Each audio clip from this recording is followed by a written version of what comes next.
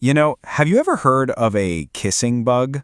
That name, it sounds kind of harmless, almost sweet, doesn't it? Well, as we're about to find out, that name is seriously misleading. So let's get into it and uncover the real story behind this fascinating little creature. Here's what we're going to cover. First, we'll tackle that strange name. Then we'll look at how to actually identify one. After that, we'll see where they live, understand the risks involved, and, most importantly, talk about how to stay safe. Just simple, clear info, step by step. All right, so let's jump right into part one, that very misleading name. Seriously, where did that come from? It's the question everyone asks, right? It just doesn't sound like the name of an insect you need to be wary of. But believe it or not, there's a very specific and kind of creepy reason for it. But first, let's get the science out of the way. The bug's official name is the Triatomine bug. It's actually part of the assassin bug family, and it's nocturnal, which just means it's most active when we're asleep at night. And here's your answer. The nickname kissing bug comes from its habit of being drawn to the carbon dioxide we breathe out while we're sleeping. This usually leads it to bite people on the face, often right near the mouth or eyes. So, yeah, not exactly a romantic kiss. Okay, now that we know why it has that name, let's get to something way more practical. How to actually identify one. What exactly are we looking for? So take a good look at this photo. This is a great close-up of a full-grown triatomine bug. Keep this image in your head because we're about to break down its key features. So there are a few distinct things to look for. First, they're usually about an inch long, and their bodies are dark brown or black. But the real giveaway? Those orange or reddish markings you can see along the outside edges. Also, another little detail, its body is flat, but after it feeds, it gets kind of bloated and round. So we know what they look like. The next big question is, where on earth do you find them? Let's take a look at their typical homes.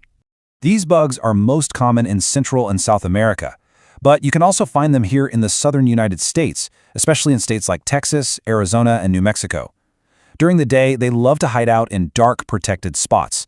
Think about places like cracks in walls, in wood piles, or even in areas near your pets, like dog houses or chicken coops. And that brings us to the most important part of this whole discussion, the health risks.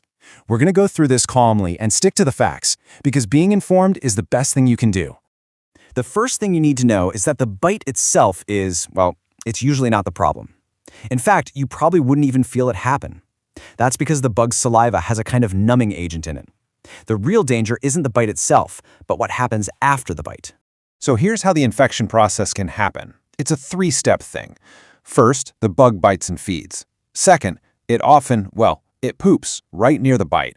The dangerous parasite lives in those droppings. And third, if a person then scratches that itchy bite, they can accidentally rub the parasite right into the wound or even into their eyes or mouth. That's how it gets into the body. This whole process can lead to an infection called Chagas disease. It's caused by a microscopic parasite called Trypanosoma cruzi. And while the initial symptoms might not seem like much, over many years, the disease can cause very serious damage to the heart and the digestive system. And this is why it's often called a silent disease. The really serious problems might not show up for years, or even decades after that first bite. That huge time gap is what makes being aware of the risk so important. Okay, so now for the really empowering part. Knowing all of this, what are the simple, effective things you can actually do to stay safe? If you ever think you've been bitten, the advice is really straightforward. First, just gently wash the spot with soap and water. Second, and this is super important, try your absolute best not to scratch it. And third, if you start to feel sick or notice any unusual swelling, it's always a good idea to talk to a doctor. When it comes right down to it, the kissing bug is just a great reminder that the more we understand the world around us, the better we can live safely in it. It's all about having knowledge, not fear. That's really our best defense. Hey, if you found this explainer useful, it would be a huge help if you'd give it a like and subscribe to the channel. But most of all, please share this. Spreading clear, calm information is one of the best ways we can help everyone stay safe and aware. Thanks so much for watching.